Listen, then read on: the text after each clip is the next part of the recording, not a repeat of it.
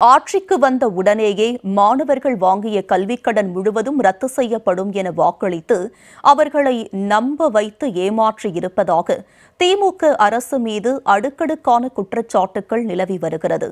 திமுக அள்ளி வீசிய வாக்குறுதி என்ன, மாணவர்களின் தற்போதைய நிலை என்ன என்பதை விரிவாக பார்க்கலாம் இந்த செய்தி தொகுப்பில்.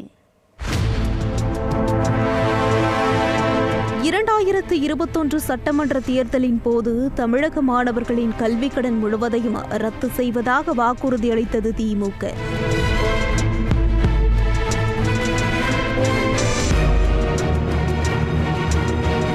கிட்டத்தட்ட 130க்கும் மேற்பட்ட பக்கங்களை கொண்ட திமுகவின் தேர்தல் அறிக்கை புத்தகத்தை வெளியிட்டு பேசிய ஸ்டாலின், மாணவர்கள் பெற்றுள்ள கல்விக் கடன்கள் அனைத்தையும் முழுவதுமாக தள்ளுபடி செய்ய உரிய நடவடிக்கை எடுக்கப்படும் என திருவாய் மொழிந்திருந்தார். கல்விக் கடன்கள் அனைத்தையும் முழுவதுமாக தள்ளுபடி செய்ய உரிய நடவடிக்கைகள் எடுக்கப்படும். திமுகவின் இந்த தேர்தல் வாக்குறுதி சாத்தியமற்றது என அப்போதே பொருளாதார நிபுணர்கள் தரப்பிலிருந்து குற்றச்சாட்டு முன்வைக்கப்பட்டது. அதாவது, நாட்டுடைமை ஆக்கப்பட்டு மத்திய அரசின் கட்டுப்பாட்டின் கீழ் இயங்கும் பொதுத்துறை வங்கிகளிலிருந்து மாணவர்கள் வாங்கிய கடனை மாநில அரசால் எவ்வாறு ரத்து செய்ய முடியும் என கேள்வி எழுப்பப்பட்டது. ஆனால் மாணவர்களின் கல்விக் கடனை அரசே ஏற்று திருப்பி செலுத்தும் என பின்னணியில் இருக்கும் லாஜிக்கை விளக்கி கூறியது திமுக. இதை நம்பி ஏழை எளிய மாணவர்கள் திமுகவுக்கு வாக்களித்து ஆட்சி கட்டலில் அமர வைத்ததன் விளைவு இன்று இளம் பருவத்திலேயே கடன் வாங்கும் தகுதியை இழந்து வாழ்க்கையையே தொலைத்து நிற்கின்றனர் இளைஞர்கள்.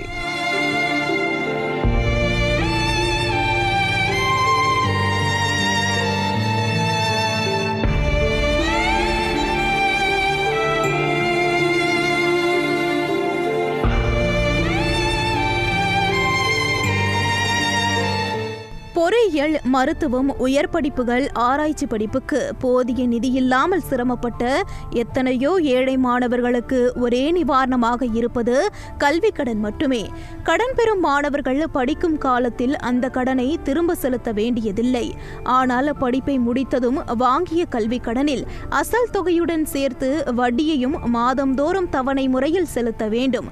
ஆனால் படிப்புக்கு ஏற்ற வேலை கிடைக்காமலும், ஏன் வேலையே கிடைக்காமலும், ஏழ்மை சூழலில் குடும்ப பாரத்தை சுமக்கவே வலுவில்லாத இளைஞர்களின் தோள்களுக்கு கல்விக் கடன் என்ற சுமை அவர்களின் முதுகெலும்பை பதம் பார்க்கவே செய்தது.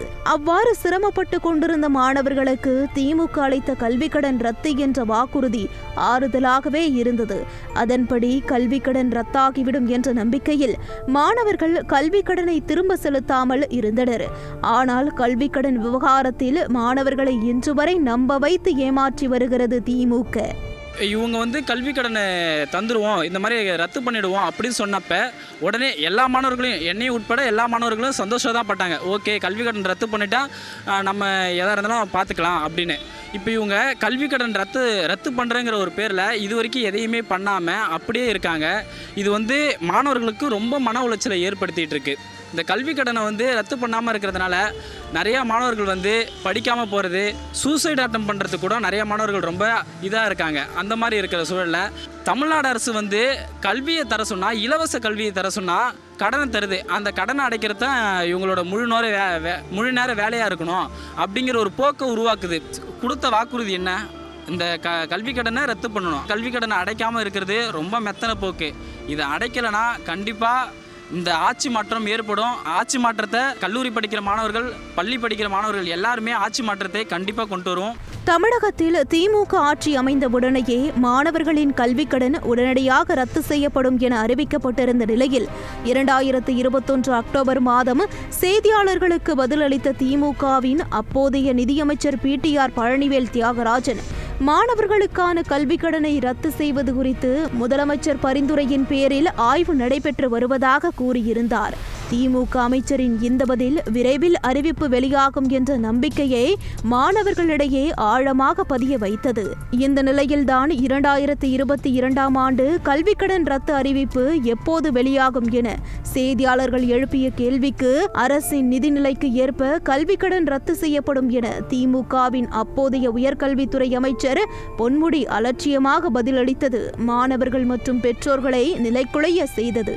திமுகவின் வாக்குறுதியை நம்பி மாணவர்கள் கல்வி கடன் செலுத்தாமல் இருந்ததன் விளைவு அசல், வட்டி, அபராதம் என மாணவர்கள் வாங்கிய கல்வி கடன் பல மடங்கு அதிகரித்து அது அவர்களின் தலையில் பேரிடியாய் விழுந்ததுதான் மிச்சம்.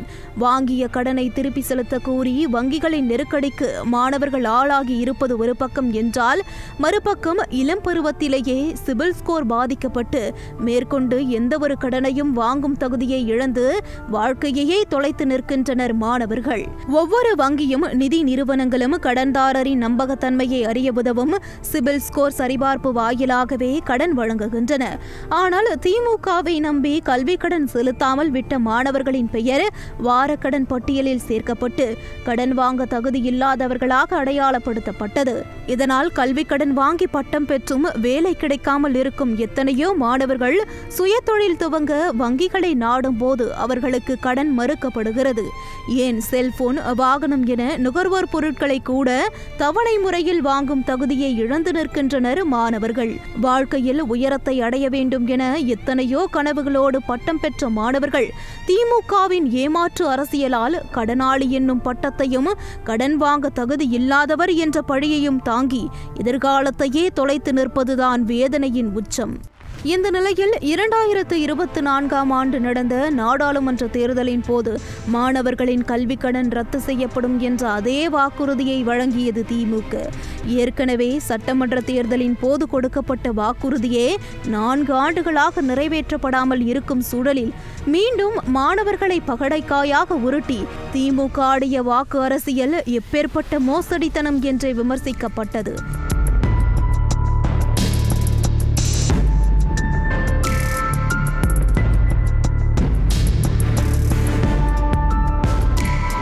திமுக ஆட்சிக்கட்டிலில் ஏறி கிட்டத்தட்ட 4 ஆண்டுகள் கடந்துவிட்ட நிலையில் மாணவர்களின் கல்வி கடன் ரத்து எப்போது என்ற எதிர்க்கட்சிகளின் கேள்வி திமுகவின் கழுத்தை இறுக்கியது. இதனையடுத்து ஆதிதிராவிடர், பழங்குடியினர் மற்றும் கிறிஸ்துவ ஆதிதிராவிடர் மாணவர்களுக்கு வழங்கப்பட்ட 48 கோடியே 95 லட்சம் ரூபாய் கல்வி கடனை தள்ளுபடி செய்வதாக கடந்த பிப்ரவரி மாதம் அறிவிப்பு ஒன்றை வெளியிட்டது திமுக. தமிழகத்தில் 6,74,066 மாணவர்கள் 17,193 கோடி ரூபாய் அளவு கல்வி கடனை வாங்கியுள்ள நிலையில் வெறும் 48 கோடி ரூபாயை மட்டும் தள்ளுபடி செய்வதாக திமுக அரசு வெளியிட்ட அறிவிப்பு மாணவர்களிடையே பெரும் கொந்தளிப்பை ஏற்படுத்தியது. திமுகவின் தேர்தல் அறிக்கை எண் 159 30 வயதுக்கு உட்பட்ட இளைஞர்களின் கல்வி கடன் முழுவதையும் அரசே ஏற்று திருப்பி செலுத்தும் என தெள்ள தெளிவாக குறிப்பிட்டிருக்கும் நிலையில் ஆதிதிராவிடர், பழங்குடியினர் வாங்கிய கடனை மட்டும் ரத்து செய்வதா என்ற கோப கேள்விகளும் எழுந்தது. திமுகவின் இந்த செயல்பாடு மாணவர்களிடையே சமூக வேற்றுமையும் சாதி பாகுபாட்டையும் தூண்டும் விதமாக இருப்பதாகவும் குற்றச்சாட்டுகள் முன்வைக்கப்பட்டன. 159வது தேர்தல் வாக்குறுதியில் நாங்கள் ஆட்சிக்கு வந்தோம்னா கடன் தள்ளுபடி அப்படின்னு சொல்லிட்டு சொன்னாங்க. அப்போது இந்த மாதிரி அவங்க சொன்ன வாக்குறுதி அவங்க நிறைவேற்றியிருந்தாங்கன்னா இன்றைக்கி நம்ம தற்கொலை மட்டும்தான் பார்க்குறோம். பல அப்பா அம்மாக்க, பல மாணவ மாணவிகள் கடன் வாங்கிட்டு கட்ட முடியாமல் அந்த இடைநீட்டு இருக்குது பார்த்தீங்களா, அதனுடைய எண்ணிக்கை லட்சக்கணக்கான இடத்துல போகுதுங்க. அரசாங்கத்தினுடைய வேலை என்ன? கல்வி தரதா, கடன் தரதா? கடன் கொடுத்தது அரசாங்கத்தினுடைய மிகப்பெரிய தவறு. அப்போது நீ கல்வி கடனை கொடுத்தல, அப்போது எல்லாத்தையுமே அது எத்தனாயிரம் கோடியாக இருந்தாலும் சரி அரசாங்கங்கள் பாகுபட்சம் பார்க்காம உடனடியாக இந்த கல்வி கடனை முற்றிலுமாக ரத்து செய்ய வேண்டும். இன்றைக்கி கல்வி கடன் கட்ட முடியாமல் எத்தனை பேர் சாக போகிறாங்கிறது முதலமைச்சருடைய அடுத்த கட்ட நடவடிக்கை தான் அது சொல்ல போகுது. ஒருவேளை இது மாதிரியான வாக்குறுதி அரசாங்கம் நிறைவேற்ற தவறி போச்சுறான்னா ஆட்சி தவறத்துக்கான வாய்ப்புகளை மாணவர் இளைஞர்களை முன்னெடுப்பாங்கன்றது நான் சொல்லி கிடையாது. இது எல்லாருக்குமே தெரிஞ்ச ஒன்று தான். இது உடனடியாக இது மாதிரியான நடவடிக்கை அரசாங்கம் உடனடியாக செயல்படுத்தணும்.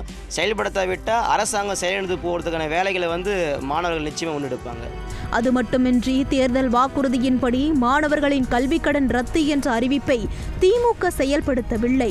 மாறாக கடனை வசூலிக்க வேண்டிய நபர்களை அடையாளம் காண முடியாததால் கல்வி கடனை ரத்து செய்வதாக அறிவித்தது விளம்பர திமுக அரசு. கல்வி கடன் ரத்து செய்யப்படும் என்ற திமுகவின் தேர்தல் வாக்குறுதியை நம்பி காத்து கொண்டிருந்த மாணவர்களை நம்ப வைத்து கழுத்தறுத்ததோடு திமுகவின் 48 கோடி கல்வி கடன் ரத்து அறிவிப்பு வங்கிகளை ஏமாற்றுவது எப்படி என்ற தவறான முன் உதாரணத்திற்கு வழிவகுப்பதாகவும் விமர்சனங்களை எழுப்பியது. அதாவது கல்விக் கடனை வாங்கிவிட்டு ஓடி ஒளிந்து தலைமறைவானால்தான் அரசு கடனை ரத்து செய்யுமோ என்ற முற்றிலும் ஒழுக்கக்கேடான பிம்பத்தை மாணவர்களிடையே கட்டமைத்தது திமுகவின் அறிவிப்பு. திமுகவை நம்பி ஏமாந்து நிற்கும் மாணவர்கள் கடனாளி என்ற படி சொல்லுக்கும் கடன் வாங்க தகுதியற்றவர் என்ற இழிநிலைக்கும் ஆளாகி தலைகுனிந்து நிற்கின்றனர். இந்த சூழலில் இதற்கெல்லாம் முழு பொறுப்பாளியான திமுகவோ தமிழ்நாட்டை தலைகுனிய விடமாட்டோம் என மத்திய அரசுக்கு எதிராக 2026 சட்டமன்ற தேர்தலுக்கான பிரச்சார பிம்பத்தை வெட்கமே இல்லாமல் கட்டமைத்து வருவது மாணவர்களை பெரும் கொந்தளிப்புக்கு ஆளாக்கியுள்ளது.